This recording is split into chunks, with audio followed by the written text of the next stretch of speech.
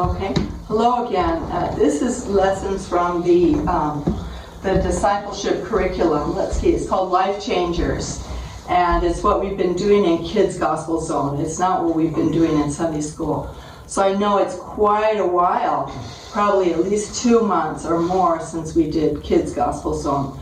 So I'm going to do a small review, and some of you know this Bible story, the story of the youth of Joseph. But I'm going to review a little bit. Remember the patriarchs. Remember the first one that God chose. Anybody remember his name? His name was Abraham. And he told him to come out of where he was living. Ur of the Chaldees, he told him to go with his wife and to leave, because he said, I want you to follow me, the one and only true God. And those people worshipped a lot of gods. So Abraham left with his wife Sarah and his father Terah and his nephew Lot, and they moved to where the father died. And I can't remember exactly what the town was. The father died. They took a long time in that trip till they finally got to Canaan, where God wanted them to be. It took many, many years. So here he is. He's getting older, and he really old. I mean, he was in his 90s, and God promised him that he would have a son. And he said, well, Lord, you're kind of waiting a long time. I'm in my 90s. And God showed him one night in the dark. He said, look at all the stars. He said, that's how many sons and daughters you will have, as many as the stars in the sky and the sand on the ground. And Abraham believed him, even though it just seemed impossible. He said, I don't have even one child. And remember, God told him to, his wife told him to have a child with Hagar, which he did. And then finally, when he was 100, I believe, they had their first son. And Sarah was really old too. She was 90, I think Abraham was 100, and they had a precious son. His name was Isaac. But already the family difficulties and pain and hurt were starting then, because there was the son Ishmael, who was born from Abraham and Hagar, and he felt left out. You can see how sad he looks in that picture. And Isaac was the special, in the spotlight, the special child that everyone loved. And he was loved all throughout his life. And then he had a wife. He got a wife. He married one of his relatives, and he married a woman named Rebecca. And they had the twin sons. Remember the twin sons? Jacob and Esau.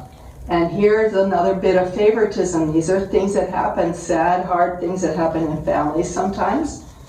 Either one parent will prefer one of the kids or the mom, and that's what they did in this family. Jacob preferred Esau because he was a hunter, and Rebecca preferred Jacob, and she liked to do projects with him. And that's not a good thing to show favoritism, but that's what happened. And even Esau, because they were twins, they would watch carefully when twins were born, and the one that came out first, was born first, would be the elder one. And so remember, he had the birthright and he had the blessing. But Jacob, this is Esau, he had them, but Jacob wanted them, and he's the one who managed to trick his father in getting both of those things. Remember, he sold his Esau sold his birthright for a bowl of lentils, and then he pretended to be Esau here, and he inherited his father's blessing. That caused even worse bad feelings between them, and Esau said he would kill Jacob.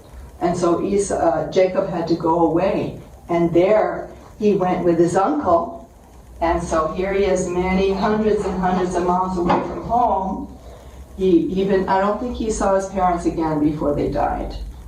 And here he is, and look, he's kind of a young man, handsome young man, and there are the two sisters that are kind of his cousins or his relatives, and they probably both liked him, but he especially liked Rachel. Rachel was the younger one, Leah was the older one. He liked Rachel, and he told his uncle, he said, I'll work for you for 7 years if I can marry Rachel. And the father said, okay. And when they married, she had a big veil over her face, and it ended up the uncle tricked him, and he had married Leah. And then he said, "Oh, that's not the one I wanted." And his uncle said, "Well, you can have Rachel too, and then you can work 7 more years for me." So he did. And he loved them both, but he especially loved Rachel. And so they started having children, and Leah had more children than Rachel. Rachel didn't have any children for quite a long time. And here she had several sons, about 3 or 4, and she thought each time that Jacob would love her, but he still loved Rachel. Leah had, these are all Leah's sons. Finally, Rachel had a little boy, and his name was Joseph. So because he was the son of the beloved wife, Jacob, he started showing preference. Again, just like his father, his mother had showed preference to him, and the father had shown preference to his brother. He started showing preference for Joseph. And Joseph probably did what he wanted. You know, there were 12 sons. Joseph was near the end. And I think some of the things he learned, these other brothers, he noticed that, probably the other brothers noticed that Joseph was close to his dad, and that he did the things the father wanted. And they were jealous, and these are probably some life lessons that Joseph learned in the process of kind of a painful youth. Jealousy gets you nowhere. That's what the Bible tells us. They were jealous of Joseph, and it doesn't help at all. The Bible in the New Testament, in 2 Corinthians, it said we should not compare ourselves with ourselves. He said we're not wise. We should never compare ourselves to somebody else and say, "Hey, my brother's a good basketball player, I'm not as good," or "He gets girlfriends and I don't have any girlfriends." And we shouldn't compare ourselves with other people. But that's what they did. And they were jealous of Joseph. And it makes me think of a man I knew in Africa. His name was Musa. He was a mechanic. And he had a lot of sons. But he had one son. And they were big, strong boys. They'd been to school. And he had the one son who was crippled. But he said, "This son out of all my sons loves me. This son does what I want it to." And maybe that's Joseph was a handsome young man, but he did what his father wanted him to do. He pleased his father, and the other brothers were jealous. So, and they would argue, probably another lesson that Joseph learned, arguing makes you unhappy. Arguing in the family, jealousy in the family doesn't help at all. It makes it worse. So one day, because Joseph would do what his father had told him to do, he went to see how they were doing, and there they made fun of him. They made fun of him, and they said, "Hey," they were so mad, their jealousy had gotten so hot.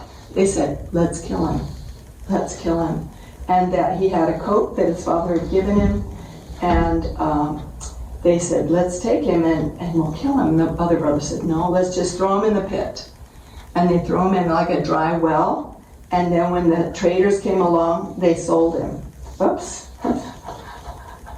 This is one of the reasons he was jealous. They were jealous of him because he had had dreams where they bowed down to him, where the stars bowed down to him, and he had really was meant for greatness. God planned a great thing for him, and another thing he probably learned was, even though they were bad to him, do not pay back evil for evil. And God comforts us in sadness.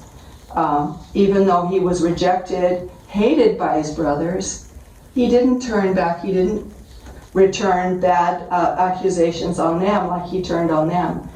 And if you find that you're sad, people are jealous, people are mean, you take some time with God and you pray, and you'll find that he will comfort us. He comforts us when we're in our sadness. Yeah. So that's some of the difficulties in Joseph's life, but we'll see that God made him into a great man of God.